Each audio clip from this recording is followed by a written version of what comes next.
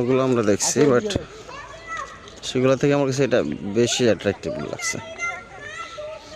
এখানে দুইটা জিরাফ আছে, আমরা যদি দেখাইতে চাই, আমি জানি না দেখতে পাচ্ছেন কিনা।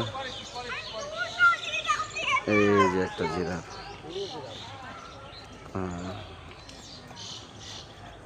একটা জিরাফ আর একটা জিরাফ ওই দিকে আছে।